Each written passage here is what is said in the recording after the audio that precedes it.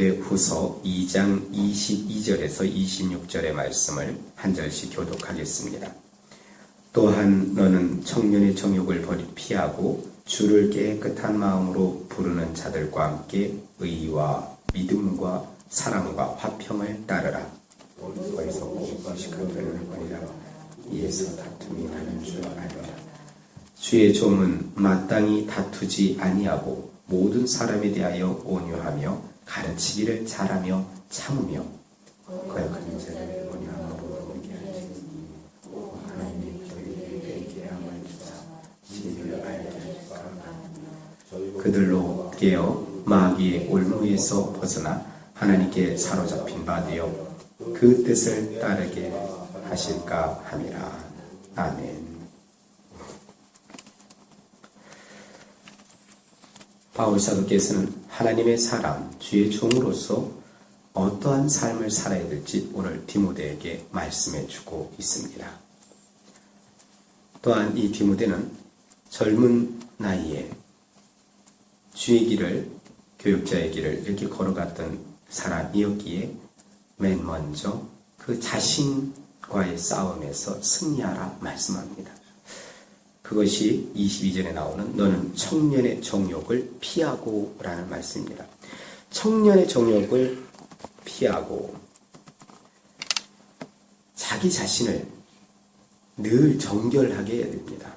영혼, 육에 있어서 늘 흠과 티가, 점과 흠과 티가 없도록 주님 앞에 거룩한 신부로서 나아가야 되는데 특별히 하나님의 사람들은 더 주의를 해야 된다, 경계를 해야 된다 말씀을 하는 것으로 볼 수 있습니다.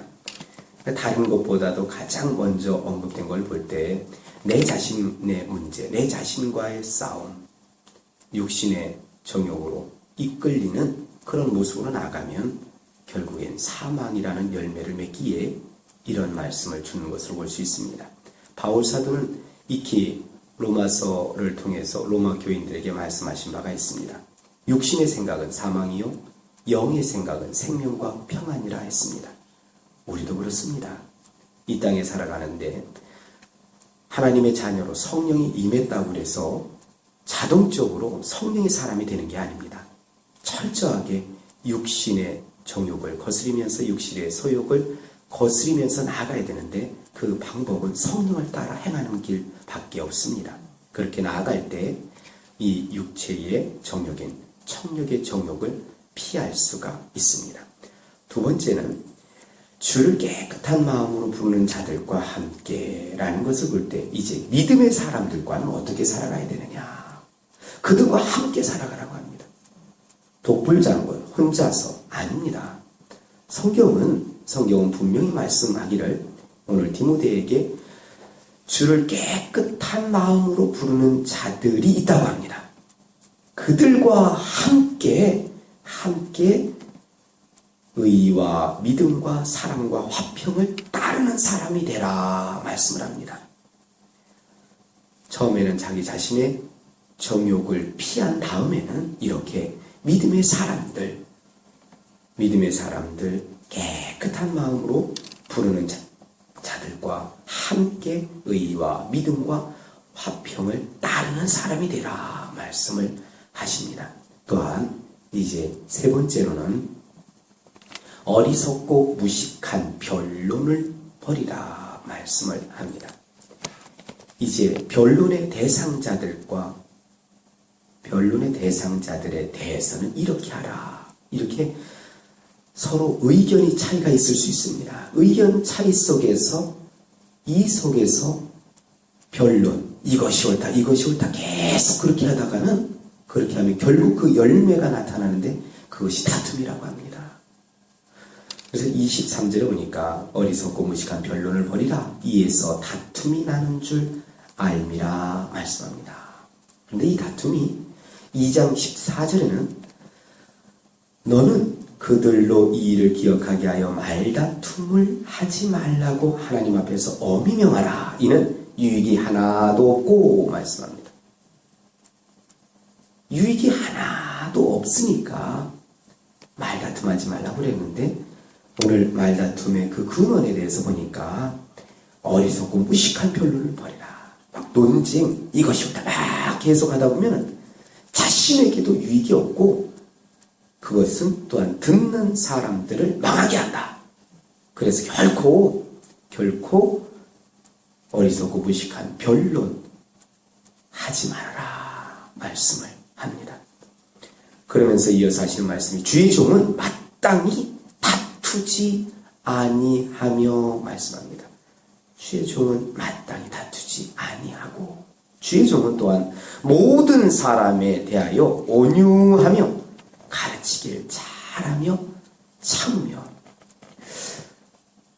이렇게 주의 종에게 요구되는 사항들이 참 많습니다. 그래서 아무나 주의 종 되면 안 됩니다. 왜냐하면 그로 인해서 하나님 앞에 심판이 더 커집니다. 그래서 주의 종들을 위해서 더 기도를 많이 해주셔야 됩니다. 내가 주의 종의 반열에 들어선 사람이라면 그 길을 하나님께서 원하시는 사람이라면 철저히 자신과의 싸움에서 자신의 몸을 쳐서 복종시켜야 됩니다. 그래야 이런 모습으로 나아갈 수 있지 않겠어요? 또한 거역하는 사람들 그들을 향해서는 어떻게 하느냐? 이 거역하는 사람들은 누구에 속해 있느냐 하면은 26절에 보니까 마귀의 올무에 걸린 사람들입니다. 1절에도 말씀드렸지만 요한 서신에서는 이런 말씀을 합니다. 죄를 짓는 자마다 마귀에게 속한다고 합니다. 죄를 짓는 자마다 마귀에게 속한다. 그런데 교만한 사람들은 다 마귀에 속해 있는 사람이에요.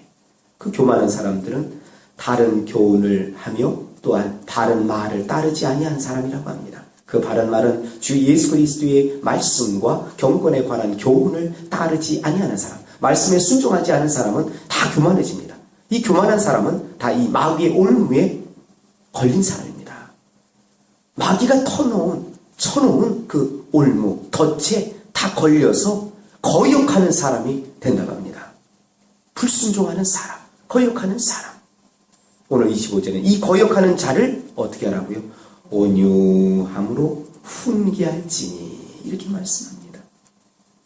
그들에 대해서도 온유함으로 훈계하라 말씀하는 바울사도 하나님께서는 그렇게 하기를 원하십니다. 왜 그렇게 해야 되느냐? 오늘 25절 하반절에는 혹시 하나님이 그들의 회개함을 주사 진리를 알게 하실까 하며 마귀의 올무에 다 걸렸다고 해서 모든 사람이 끝에 마귀에 완전 사로잡혀가는 것이 아니라 하나님께서 주의 종을 통해서 훈계를 받을 때에 다시금 돌이켜서 진리를 알게 될까. 그런데 그때 돌이킬 수 있는 마음을, 회개할 수 있는 마음을 누가 주시느냐? 하나님이 준다고 합니다. 잘못된 길로 가는 걸 뻔히 보면서도 그것을 묵묵히 가만히 있으면 이건 주의 종의 책임입니다. 그러니까 주의 종은 만약에 진리에서 벗어나서 나아가는 사람을 그냥 두고 보는 것이 아니라 온유함 가운데 그를 또한 훈계해야 됩니다. 벗어났으니까 거기서 돌이켜야 됩니다. 왜냐? 그 사람은 마귀의 올무에 사로잡혀 있는 사람으로서 자신도 모르게 교만에 빠져서 거역하는 사람으로 그렇게 서 있기 때문에 그에게 훈계하다 보면 그 훈계의 말씀을 통해서 하나님께서 성령을 통해서 깨닫게 하시고 다시금 그 속에는요 회개에 이르게 하는 그 근심이 일어나게 됩니다. 그래서 회개에 이르게 하는 그 근심 중에서 회개하는 사람, 그 사람은 오늘 이 말씀처럼 하나님이 그들에게 회개함을 주사 진리를 알게 되는 그런 가운데 이르게 되기 때문에 그렇습니다. 그래서 그들로 깨어서 마귀의 올무에서 벗어나 하나님께 사로잡힌 바 되어 그 뜻을 다시금 따르게 하실까 함이라 이렇게 말씀합니다. 오늘 주의 종에게 하시는 말씀이 그렇습니다. 자기 자신과의 싸움에서 이겨나가라. 우리 한 사람 한 사람이 이 숙제에 있어요. 일평생 육신의 정욕, 오늘 여기 청년 디모데는 청년의 정욕이라 표현했는데 우리는 육신의 소욕과의 싸움터에서 늘 있습니다. 이건 다른 사람하고 싸우는 게 아닙니다. 내 자신과의 싸움입니다. 그 이후에는 이제 믿음의 사랑과 함께 의와 믿음과 사랑과 화평의 말씀, 또한 화평을 온전히 따라가는 사람. 그래서 혼자 살아가는 게 아니에요. 함께 믿음의 사랑과 함께 동고동락하면서 함께 그 길을 걸어가야 됩니다. 또한 어리석고 무식한 변론을 통해서 다툼에 이르지 않도록, 그로 인해서 듣는 사람들이 망하고 결코 유익하지 아니한 모습으로 나아가는 것을 하나님은 결코 원치 아니하셨습니다. 그리고 주의 종들은 다투지 아니하고 모든 사람에게 온유하고 가르치기를 잘해야 되는데, 특별히 거역하는 사람들 온유함으로 그들을 가르쳐야 됩니다. 그들이 다시금 주님 앞으로 나올 수 있는 회개의 은혜를 하나님께서 주실 수 있기 때문에, 그들이 그러면 마귀의 올무에서 다시금 벗어나서 생명의 길로 다시금 나아갈 수 있기 때문에 그렇습니다.